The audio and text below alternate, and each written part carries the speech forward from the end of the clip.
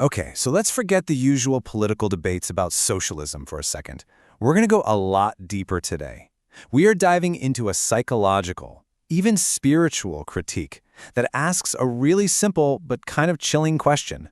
What actually happens to the human soul when the state promises to take care of everything? Let's get into it. Right off the bat, we hit this huge paradox. How on earth can a system that's all about fairness actually lead to a new, and maybe even a worse, kind of inequality? It's a massive contradiction, and according to the source material we're looking at, it points to a fatal flaw right at the system's core. So, according to this critique, the entire structure of socialism is built on a massive miscalculation, a fundamental mistake in how it understands you, me, and human nature itself. And here's that core conflict, laid out side by side. The assumption is that people are, at their core, selfless. But the reality, this critique argues, is that we're all driven by self-interest. Now, that doesn't mean we're all selfish. It's just about our own personal motivations.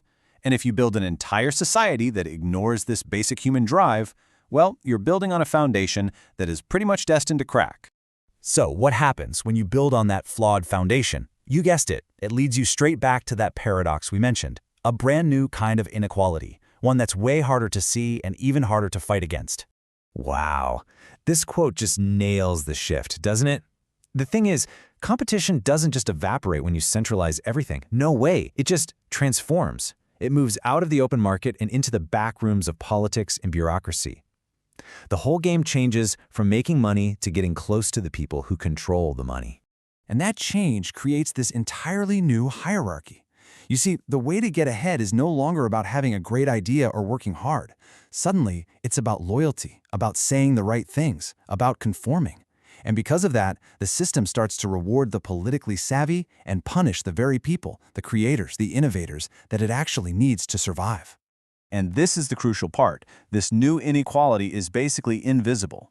It's not about your bank account. It's about your connections, your access, your power inside the state machine. It's opaque, you can't easily see it, and it's almost impossible to challenge because it's baked right into the system that claims to be fighting for equality in the first place. Now, this critique argues that a society that goes down this road doesn't just stagnate. It follows a very predictable 5-stage cycle of decline. Let's walk through it. Okay, so it always starts with a beautiful idea, right? A vision of justice. To make that vision a reality, the state centralizes power, taking control of, well, everything. But pretty soon, reality doesn't match the promise, and people get disillusioned. To manage that, the state needs more control, more propaganda, which leads to stagnation.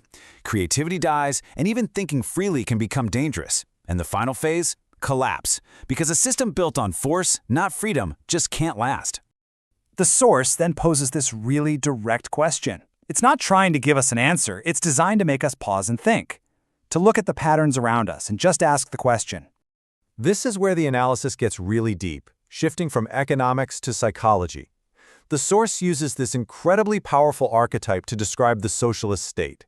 It's like an overbearing mother. She gives you everything, but she also smothers you. You know, this archetype connects with a very real, very deep human need, that desire for safety, for fairness, for someone to just take care of things. It's the part of us that wishes the struggles of life would just go away. And the state steps in and says, don't worry, I'll be your ultimate caregiver. So it starts with this very appealing promise, right? Total care, total protection. But as the source argues, that care always, inevitably, turns into control. That protection becomes paternalism. The promise to provide for you becomes the power to dictate to you. And here is the real spiritual damage. The human spirit doesn't want to be coddled. It needs challenges. It needs struggle. It needs to create. When a state tries to remove all of that, it also removes the very things that allow us to grow. It's like an overprotective parent that ends up suffocating the very soul it claims it's trying to save. And this all brings us to the final, and I think the deepest argument in this entire critique. The debate really isn't about economics. It's about a fundamental choice we have to make about what it actually means to be human. So on one side, you have the state. It's presented here as a kind of cold machine. It organizes, it provides, but it can't create anything. And on the other side, you have the human being who is driven by this inner, almost divine impulse to be a creator in their own life. It's a clash between external administration and our own internal need to create.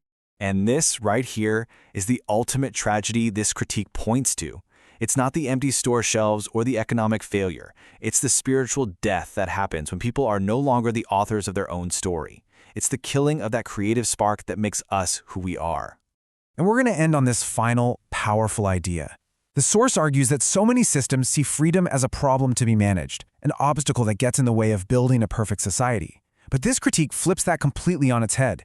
It suggests that freedom, with all of its messiness, its risks, and its responsibilities, isn't the barrier at all.